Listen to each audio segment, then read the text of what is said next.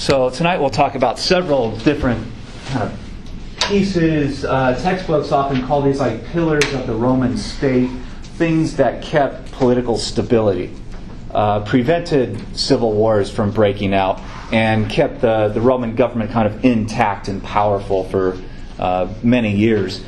Tonight we're mostly just going to talk about the rest of Octavian's lifetime, from the point where he wins the civil wars in the 30s BCE up to year 0, and then 14 years after year 0. So this is a kind of crossing point into the common era today, the years after 0. So we'll talk about several different things Octavian does, building political unity, this idea of the Republic and everybody is equal, destroying the army's ability to question his authority or the Republic's authority and start new civil wars. He and his advisors figure out a way of breaking down the army to make sure it's under control so that it doesn't start new uprisings against the government. How they use entertainment to appeal to the masses of Romans. Basically, these gladiator fights and other kinds of races and entertainments and circuses and all kinds of things to keep the people focused on things that they enjoy in life, sporting events, instead of thinking about the political problems, political corruption, and what kind of real government do you have. So if you distract the people enough, basically, then they will accept this lie that they have a democracy and that the people are really in control through voting. Then the Roman economy and their foreign policies. To start off with political unity, basically Octavian encounters the exact same problem that Caesar did, that we left off with last time. Many leaders of the Roman government didn't really think that this democracy, the so-called republic, that was really just designed to run the city itself, the city of Rome. This republic idea is now 250 years old. It's been around for quite a long time. It is kind of enshrined in the Roman mind to be like the guardian of your freedom. So a lot of Romans believed that their freedom as individuals depended on having this democracy, this republic, this kind of equality. And that if anything happened to the republic, if the democracy goes away, or if someone overthrows it, then all the people will be made slaves to the government. And you get this, statement from writers and reporters and people writing letters and diary entries and all kinds of things that the republic is the safeguard of their liberties, and that the republic disappears and they'll all be slaves. Which is an interesting thing to say, because a lot of them really did own real bonded slaves that they owned and sometimes beat and killed and all kinds of things. But Octavian and a lot of others thought that the republic was designed to run a city, like a city council. But over these past couple hundred years of its existence, the government has conquered this gigantic empire that encircles the whole Mediterranean Sea, from modern-day Spain down through North Africa and all the way across to Egypt and Anatolia and Greece, and then back around the northern part up to Italy again. So how can you have a city council basically run this gigantic empire? Because when you conquer peoples and you control them, a lot of them don't like that, and they look for opportunities to rebel, to get their independence back. So can a democracy through voting and a government designed just to run its own city, can it effectively administer and govern this gigantic empire and all the possible problems that could pop up all over the place, even sometimes at the same time in different places? Or does the Roman government have to be kind of streamlined? Does it need high-level decision makers to react in a crisis and make a decision? Like if there's rebellions in two different places at the same time, where do you send the army? Democratically elected politicians, the thinking on this level goes that they they can't make a fast enough decision. Democracies are slow and sloppy. And what happens today when you have some kind of economic crisis in some part of the United States? What does Congress do? Do they immediately make a decision and go with it? No. They form a subcommittee to study whether or not the problem even exists in the first place. And if they decide that there is a problem, then they'll study the nature of the problem, and they'll bring in experts, and they'll have all this testimony and all these meetings.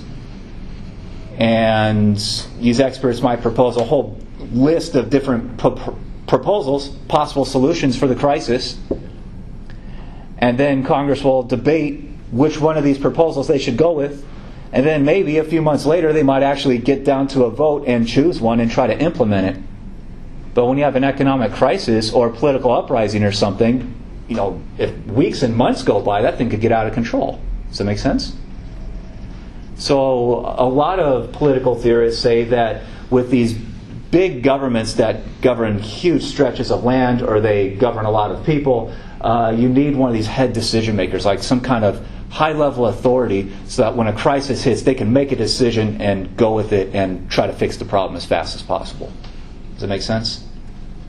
So this is kind of bordering on the idea of authoritarianism, to have some kind of executive council or executive body that could make this decision fast. Octavian seemed to be a believer in this idea of centralized authority.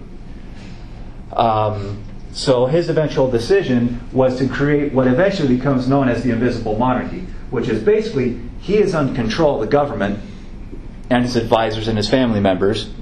Like, he is the head decision maker, but he can't tell the Roman people that, because they'll get all pissed off and they might start an uprising themselves because they love their democracy. So his trick is to tell them that they have a democracy, that they still have this republican name, they still have elections, the politicians still go out to the forums and have debates. But in reality, Octavian and his inheritors will run the Roman government, like kings, basically. Does that make sense? So it's like a hidden monarchy, or it's a monarchy that refuses to call itself a monarchy. Is that clear? And you get these every once in a while. Even dictators and tyrants today, they still allow very corrupted elections in their countries, and they, just keep running for president over and over again. And what do you know? They're the only person who runs for president. Does that make sense? Because most of the other politicians are so intimidated that they don't even want to make an attempt to run against the tyrant. And you can trace this pretty commonly throughout the world today, and sadly in some places of the world. So how does Octavian kind of get away with this? He doesn't just implement this whole thing right off the bat. He does it in steps over many years. When the civil wars ended in 31 BCE, he and his armies were obviously the big winners of the thing.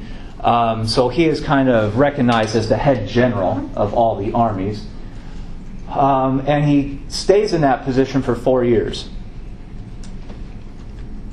He says to make sure that there's stability, that no other generals or armies or anything try to start a new civil war. But after 4 years, in 27 BCE, he personally goes to the Senate and offers to resign, to retire, basically. And he's only about 30 years old. He's still fairly young.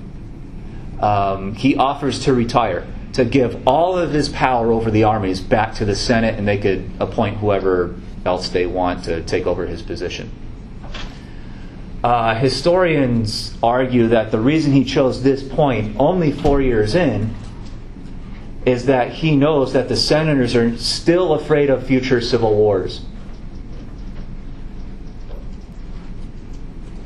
So historians argue that he's going to offer to retire, but he knows they won't accept it. Does that make sense? Politically. Because they're scared. They're scared of other dictators trying to rise up and overthrow the Senate. So he formally goes and offers to retire at the Senate, and they all say, no. We don't want you to retire. You don't have to be the head general over all the armies. At this point, they invite him to be governor over some of the provinces, not the city of Rome itself, but the outlying provinces, the parts of the empire, for 10 years. And it's not just one province. They offered to make him governor over 18 provinces at the same time. And how many provinces does Rome have total? 28. Yeah, so, yep, close. But so he's governor over half the Roman Empire all at the same time for 10 years. And when that 10 years is up, he goes back to the Senate and says, okay, it's time for me to retire again. And they say, no, how about another 10-year term as governor over all these provinces? And he'll be governor over all those places for basically the rest of his life. They just keep renewing his term of office every 10 years. Does that make sense? So he is, this would be like if the President of the United States, when they're about to retire, their term of office is up, they go to Congress and say, okay, I did my part, see you later, I'm going home. And Congress invites this person to be governor over 30 states at the same time for 10 years. And then keeps renewing that governorship for the rest of that person's life. Does that make sense? So this is a whole lot of power. It's not, over the Senate. It's kind of administering and running each of these different little places all at the same time. But in doing that, he has control over each of the kind of little provincial economies, and he decides who is mayor in different places and all kinds of things. So it's a hugely powerful position. So he stays governor of these places basically for the rest of his life. And that's the real source is political power, at least one source. Does that make sense? All right. Moving on from here. Octavian is not like a great governor. He's not a great bureaucrat who runs government perfectly. He's not even a great general. I mean, he's far from a great general. He was a general it's an honorable title for him. He really never made decisions about how to fight battles. He had advisors and friends that did that stuff for him. He showed up to the battlefield in all his gear, but he never made the decisions about how the armies should actually fight and how they should win the battles. He had very trusted, lifelong friends that did that stuff for him. Octavian is much more of a master politician. He understands that image is everything, basically, in politics. That you can say and do all kinds of crazy things as long as people believe that you are still a great and honest leader. So Octavian had himself followed around by poets and artists to draw his image to make him look honest and reliable and upstanding, and had himself depicted in these kinds of statues where he's not wearing like a full military uniform.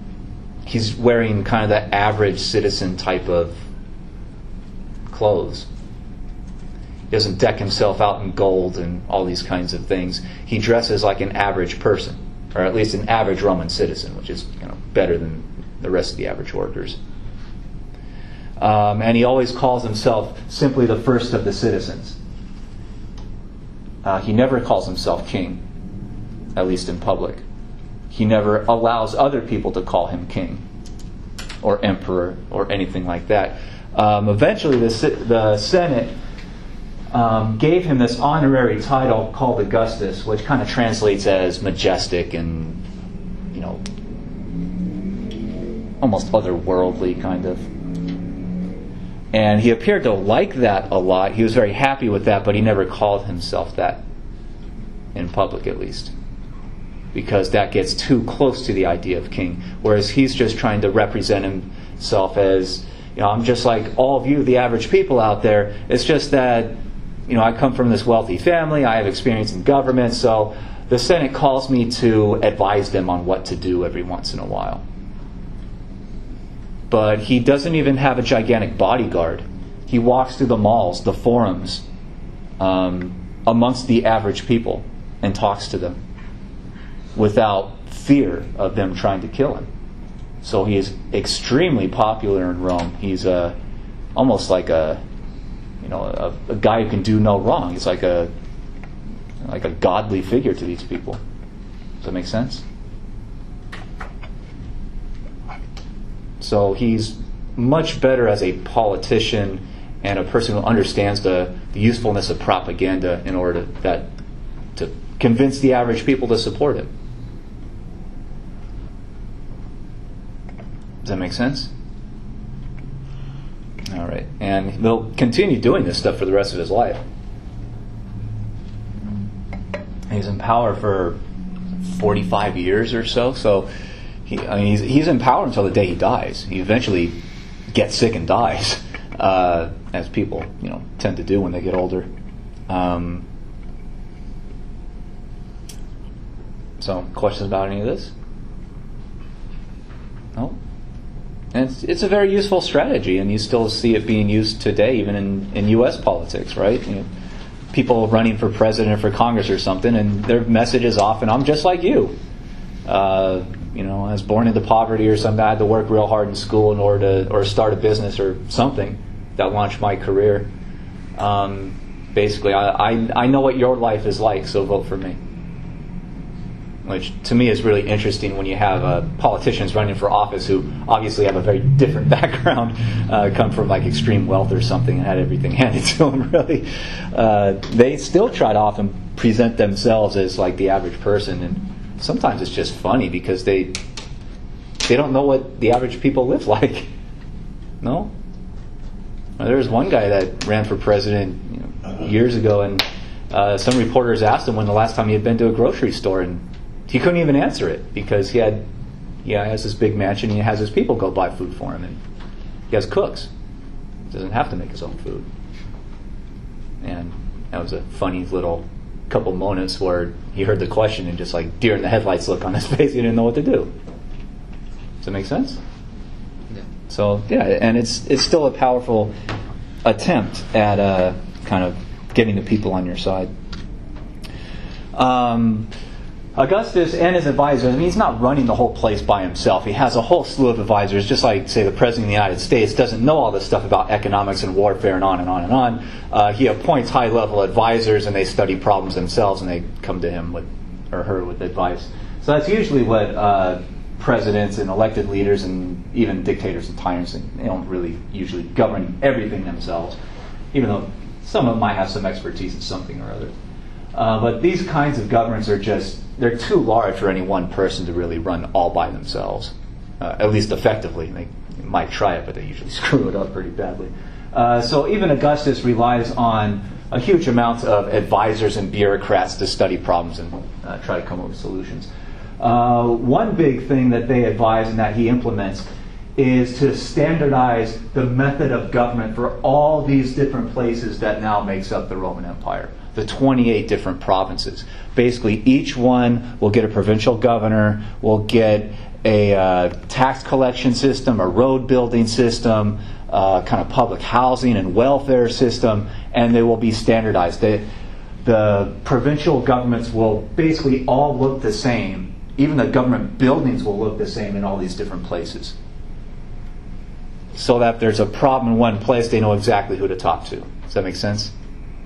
So they didn't standardize every single facet of all these different areas. Outside of the central government for the province, they allowed local mayors and local rituals and ceremonies to still flourish in all these different places, as long as they didn't kind of run into direct contradiction with the Roman government.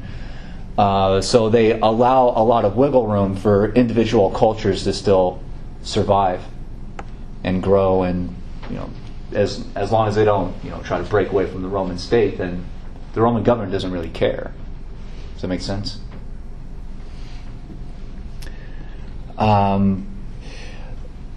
In order to tie their economy and their different provinces together, the Roman government, especially under Augustus, launches off on massive infrastructure projects. The biggest and most famous right down today are the Roman road network. The Roman government builds huge amounts of roads that go all through Gaul and Iberia and through trading lanes in the seas. They build roads that connect all the major cities of North Africa, the Eastern Mediterranean coastline, what is today like Israel and Syria and Palestine and all these places, and Anatolia and Greece. It is a massive building system. And the Romans will take their gigantic army, and they don't keep the whole army in Italy. They kind of break it up and have garrisons, small legions of soldiers, usually around 5,000 or 10,000 soldiers, one in each province, dotted all over the empire. Basically as a combined local defense force in case of invasion, but also a police force to stop riots and enforce law and all these kinds of things. And if an uprising broke out really anywhere in the Roman Empire, they could get messages very quickly to a bunch of different garrisons in the area, and they would all converge on that one place. So an uprising, say in Egypt, might start against the 10,000 Roman soldiers there, but very quickly the Roman government could get another 40 or 50,000 soldiers into Egypt to fight back. Does that make sense? So that's one reason that the roads were so heavily invested in, because they have to move soldiers around on almost a constant basis. There's many, many attempts at uprising and complaint against the Roman state for the next few hundred years. Does that make sense? And the Romans get also really good, especially at building aqueducts. The major ones would be located in Italy, because Rome is a gigantic, booming city of maybe 500,000 people. I mean, it's just absolutely enormous for the ancient world.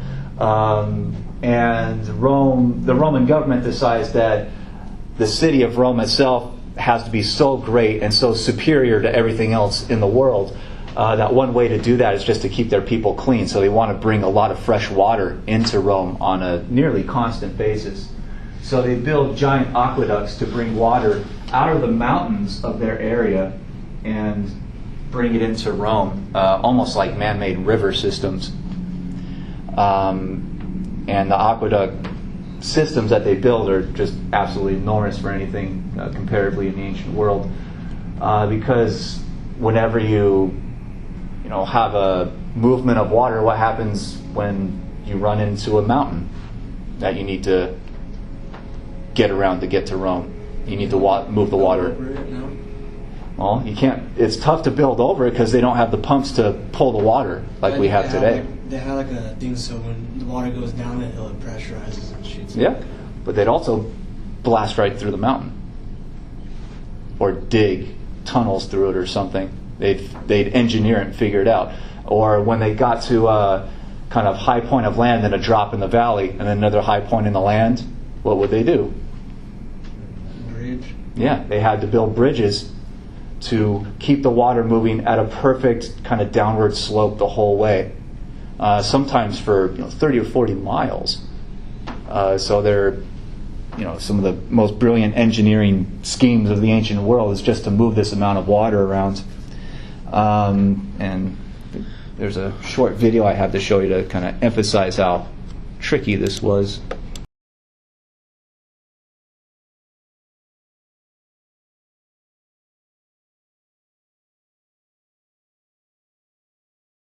So you can see the engineering feat that they created to build some of this stuff is pretty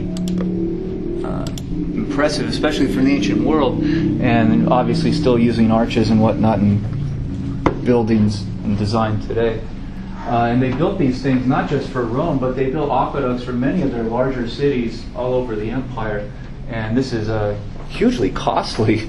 So the Romans also had to figure out how to maximize their tax revenue on a yearly basis. And the way that Augustus and his advisors figured out was to standardize the tax collection. Basically, many ancient governments hired private people or private companies to go out and, say, collect the tax revenue from certain cities or villages or wherever. That has an obvious problem with it. And what do you think this problem could be? Embezzlement, basically. Yeah, they steal from what they're collecting. So not only are they getting a government paycheck to go out and do the work, but they're taking money from the people before that money has to be accounted for and shows up in the kind of state fund, the state repository. So what Augustus did, and his government did, was basically make all those tax collectors into government employees, into government bureaucrats. So this increases the size of the bureaucracy because suddenly now the government has all these jobs to fill. But it actually also at the same time increases the tax revenue because you eliminate most of the corruption involved in collecting the tax in the first place. You eliminate the stealing, the embezzling. So you have more government employees to pay, so government spending goes up, but revenue shoots up way beyond the amount that spending went up. So it's a gigantic kind of great investment that the Roman state gets involved with. So they have a larger tax base, or the amount of people that they're collecting the tax from remains the same, but the amount of money coming in is dramatically increased because you got rid of all that theft by making them into government employees. And number two, when you collect the same amount of taxes year in and year out, you basically create a predictable government revenue. So the Roman state could estimate how much money it was going to make 2 years, 3 years, 5 years from now, and do building projects according to what their anticipated revenue was going to be. So they have long-term financial planning for the government, basically. That's largely how they pay for all these roads and aqueducts and barracks and theaters and amphitheaters and all these different government buildings that they're building all over the empire virtually at the same time. So the Roman government is extremely prosperous, has a lot of money to spend for a long, long time, doesn't even go into debt for a long time, for a couple generations. So the government runs what we call a surplus. Government is bringing more money in revenue every year than it spends. Does that make sense? So they have this big treasury where they put all the extra money. At least that lasts for a while. So does that make sense? So even though they have more government employees and a bigger bureaucracy, it actually worked better than basically outsourcing the job to private companies, because the private companies would steal in huge amounts if they figured they could get away with it. Questions about that at all? Nope. So it's a big investment, but it pays for itself, and even more. We've seen this big chart before. This is just a kind of rehash of what we talked about last time with how a lot of politicians started using armies as a means to launch their political careers. So this starts with Marius, and then Sulla used it, and eventually Pompey and Caesar, and the guys who start future civil wars, they keep using it. So this was a big problem. It's probably one of the biggest problems of the Roman state when Augustus kind of takes the thing over and starts running it. He wants to figure out how to stop these cyclical civil wars and how to stop the use of politicians using the army to try to launch themselves in power. And Augustus and his advisors figured out some fairly easy methods of doing it. Number one, he and his advisors realized that in order to stop the civil wars, you have to kind of undercut all the reasons that the civil wars happen. And those are big armies, politicians that view war as useful for their own careers, and war as basically a business investment.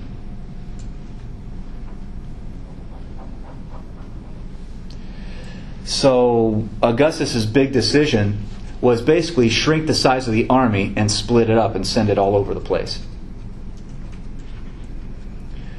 So when the civil wars ended and he's in control, once he beats Mark Antony and Cleopatra, in 34, 31 BC, somewhere around there, there were estimated over 600,000 soldiers in all the armies combined, all the Roman armies. And that scared Augustus. So once Egypt was conquered, Augustus kind of took a lot of Egyptian land and parceled it out and gave it out to a lot of the soldiers in the army, about half of them and their officers, in order to pay them off and convince them to retire. It's basically a one-time payment if they want to leave the army. And a lot of them took it. And he shrinks the army by half with this one gigantic swoop. So he uses a lot of Egyptian wealth, and especially land, to basically buy out half the soldiers. Give them an immediate kind of pension, basically. And a lot of them take it. So he almost immediately, almost overnight, he cuts the army size in half. And then the remaining 300,000 or so soldiers, he splits them up into, I think it's 10,000 troops each, into these different legions, and sends them all over the empire to be basically the guards of all the provinces. So there's 28 provinces, there's 300,000 soldiers, so that's about 10,000 soldiers for each province.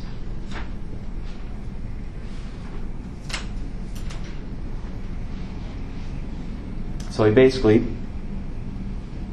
split the army up and did not kind of brought back those laws that said the armies are not allowed to enter the city of Rome itself. But he didn't even want them in Italy, the whole peninsula. He wants to keep them completely away from the governing center entirely.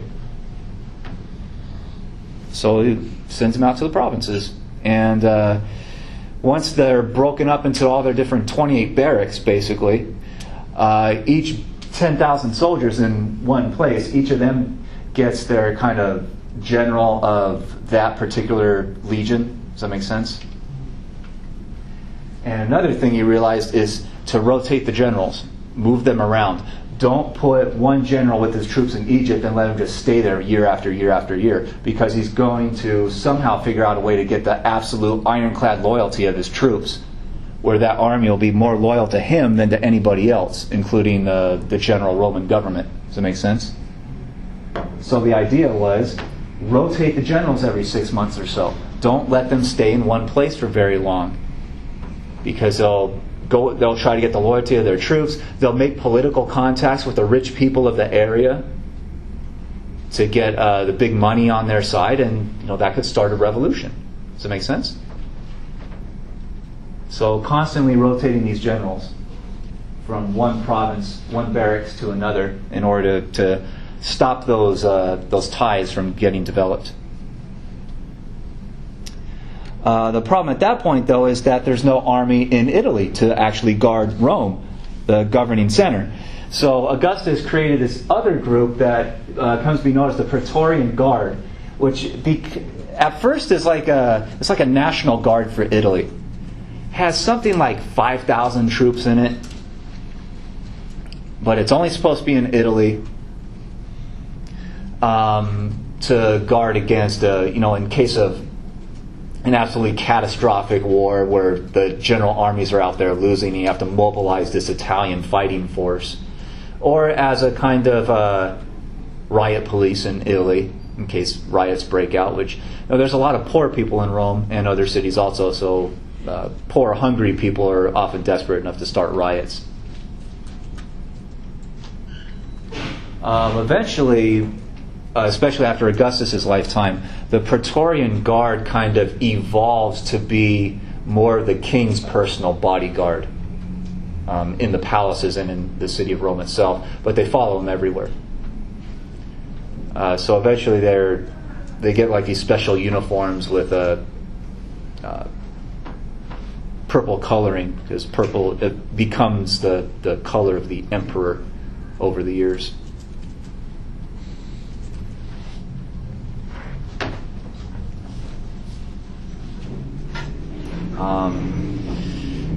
And in case of a gigantic catastrophe, if somehow there's a war that you need a lot more soldiers to fight off some kind of invasion in Italy, Augustus's government also created what became known as the auxiliary force, which is basically a lot of former retired soldiers in the normal Roman armies all over the provinces that have moved back to Italy and they sign up to be kind of on-call soldiers. So they have weapons in their homes and whatnot. If you're living in Italy and you've never even been a Roman soldier, you could also sign up to be one of these guys like shock troops in case of like a national emergency. And a lot of people who didn't have Roman citizenship signed up for this because, much like the U.S. military today, if you just sign up and you're not an official citizen, you can become a citizen after a couple years of service. Does that make sense? So this attracts a lot of people that aren't formal citizens, so they can't start their own businesses and try to launch themselves on the path to wealth. This is an open door for them. So you get a lot of people taking advantage of that opportunity. And the auxiliaries, they last decades and decades and decades. So it's this open chance for a lot of people to kind of try to move up the social economic ladder. Does that make sense?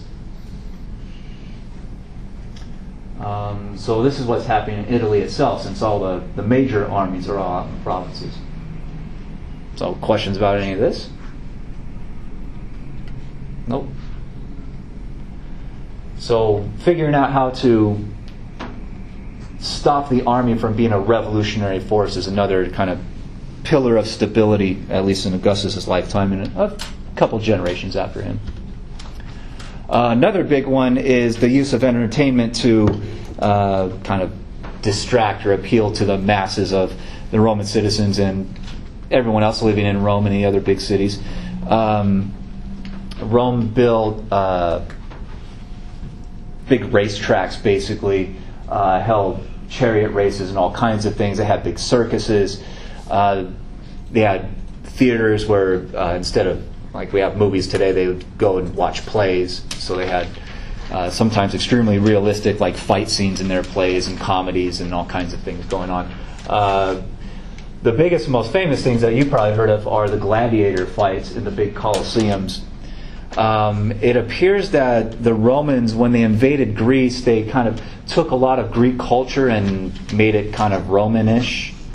So a lot of the like Roman statues often have like a Greek look to them after a while, to the point where today art historians call it the Greco-Roman era, because the Romans just kind of take over all Greek art and just try to make it their own, basically, and claim that they did it in the first place, which is tough. But another thing that they kind of took over from the Greeks was a kind of love of physical combat in public. You know, how we talk with Greece about the polis and how men would get together and have like boxing matches and races and all kinds of things to demonstrate that some guys are like better, stronger, or smarter, or whatever than others. So the Romans kind of took that into their culture after they invaded and conquered Greece, and took on this idea of having like boxing matches or fighting events, and they would do it in these big public arenas.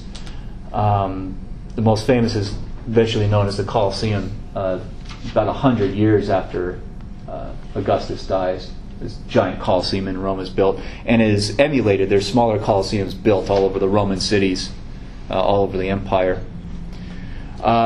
These gladiator matches were not always to the death. In fact, in Augustus' lifetime, they were rarely to the death.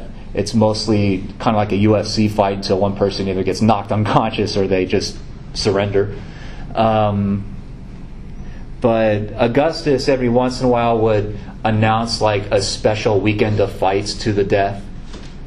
And obviously those would get much bigger crowds because the Romans are a very violent people. So, you know, you imagine what happened to like the TV ratings for a UFC fight where it's announced, you know, one of these people is actually going to die in this ring tonight, and it just go through the roof, right? No? Definitely. Yeah, absolutely would. One of my former professors used to say that he just wants the right to sell the T-shirts outside the stadium when something like that's going on, because there are going to be so many people there. But, you know, people often at their most base are very violent and enjoy seeing violence, especially if it's not happening to someone that they care about. So the Romans, especially after Augustus dies, in the years after 0, the fights become like increasingly violent and eventually even increasingly weird. It seems that after a while the Romans got kind of bored with just fights until someone taps out. They wanted to see more fights to the death. And even with fights to the death, they even, after a few decades, start getting kind of bored with that. So they try to come up with inventive, what they called contests, almost like experiments, to see what kind of fighting is best. So they would take two fighters trained in two different styles and have them fight to the death, and just to see which fighting style is better. Or they equip two different fighters with two different weapon systems. Like one guy would get a small shield and a sword, and another guy would get like a spear and a net, and they would go at each other. They would capture wild animals from faraway places that a lot of people living in Rome had never seen before, and would throw those against fighters to see what kind of fighting systems are good for fighting in what kind of environments. Eventually they'd take two different kinds of animals that they'd never seen before and throw them against each other and see which animal is stronger or better or faster. Or take a really strong animal against a really fast animal and send them to fight to the death and see what happens. So they're almost like sick experiments that they call contests. They eventually even re-engineer the giant Colosseum, where the Colosseum had a sand floor because sand absorbs blood much better than marble or stone or anything else. It indicates to you how violent these things could be. I mean, people are sometimes getting ripped apart by bears or lions or something, so it could be pretty horrific depending on your view of these things. But with the dirt floor, they even figured out eventually how to flood the whole thing and bring boats in so they could have naval battles. So they could test out naval warfare. And sometimes they would dress one group of fighters up as like some foreign enemy that they won, that Caesar won a great battle against however many years ago, as like a reenactment of a battle to celebrate to commemorate the anniversary of the battle. So it gets kind of strange after a while. A lot of the fighters are professionally trained. Sometimes they train their whole lives. People could volunteer to go into training to be one of the gladiators because they were the most famous athletes of their time. So, you could get famous off of this stuff, and you could sell your image and get rich if you survived the fighting. You could also make a lot of money off of gambling in this stuff. Gambling amongst the audience watching these fights was a big, big industry. So a fighter that was an underdog in the event could bet on himself, and if he won, he could be extremely rich suddenly. Does that make sense? And before the massive fighting to the death and the more kind of fighting until someone taps out, there were accusations that some of the fighters were taking bribes and throwing the fight because gamblers offered them a lot of money to take a dive, basically. Not so easy when you're fighting to the death, obviously. The Roman senators and politicians, and all the way up to Augustus himself and his own family, often attended these events because this is really popular stuff amongst the Roman voters. And politicians, just like politicians today, they avoid saying or doing anything that could be seen as offensive to the voters, right? So they'll show up to these events even if they don't really like them, and they'll cheer in the events because they know the people like it. And these events continue to grow and grow and grow in kind of size and scale and just the insanity of it. When one guy became emperor, he announced something like 100 days of gladiator fights to the death just to celebrate that he got to the throne. So that's 3 solid months of this stuff, day after day after day. This is a computer rendering of what the Colosseum would have looked like. We know that they had traps in the ground, so they engineered like surprise attacks, where suddenly the ground would open up and like a tiger or something would pop up on a raised level to start contributing to the fighting, just to make it more exciting. And we also know that Italy can get pretty warm in the summertime. So they engineered a giant canvas overhang that could be pulled by workers standing outside the stadium to cover the whole stadium to keep the sun off the audience. Special seats, especially with the emperor and the royal family and important politicians. I don't see it in this one. But they had like a special little row of like VIP seating that had heated or cooled seats depending on the weather. So they go through massive amount of engineering to figure out how to make these projects bigger and better, and the entertainment's like more exciting, more unpredictable. And of course that takes more government investment. These are government buildings. So when the fights are going on, you don't even have to buy a ticket. It's just open doors. Except for the VIP places, but the rest of it is just kind of general seating. So just from the fact that you're a Roman citizen, you get to go in and watch this stuff. So it's seen as a gift of the Roman state to its people to provide entertainment. And the politicians, most of them would never risk their political career in criticizing anything like this. You very rarely get politicians saying this is inhumane, this is horrible, or this is just a waste of money, because they know that people love it. Does that make sense? And it's still true today. Most of the stadiums that are built around the United States today, the football stadium being built in Los Angeles right now or very soon or something, that is the only one I can recall in really the past 25 years that's been built with the owner's money, the guy who owns the team. All the other ones are built with public money, so they raise your taxes and take out loans in your name to pay for all these different stadiums. So it's public expense. And do politicians usually criticize that in the United States? No, because they know that sports fans are voters. So a lot of politicians sign off on these ridiculous building projects that they know their city or state's never going to get that money back. It's just a waste. It's just a giveaway to team owners. But they don't dare say anything against it because their voters love that sport and they love that team. They'll vote you out of office if you speak out against it. Does that make sense? I mean, some of these are in the billions of dollars.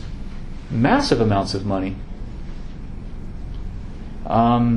So politics in the ancient world in some ways is very similar to what we have going on right now.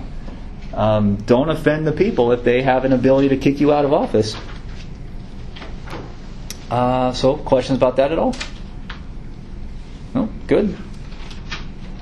All right.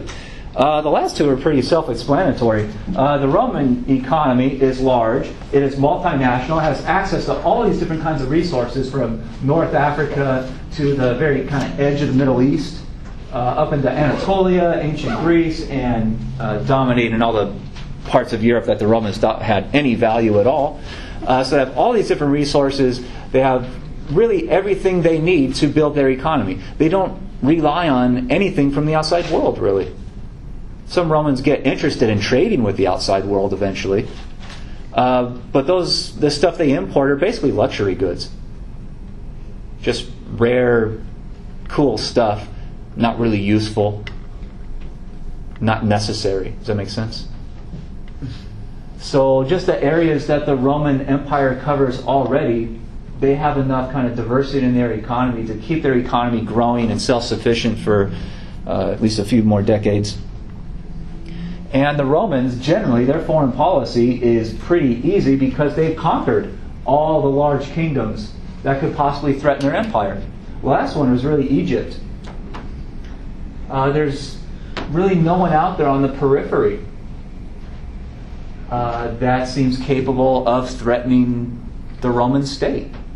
There's German tribes living kind of north up into where Germany is today, up here in northern Central Europe. There's Germans out there, or what we today call Germans, running around. But they're usually not unified. These German tribes usually fight against each other over land and dominance and all these other kinds of things. So the Romans find it pretty easy to make deals with different tribes and keep the Germans in their own basically ongoing civil wars.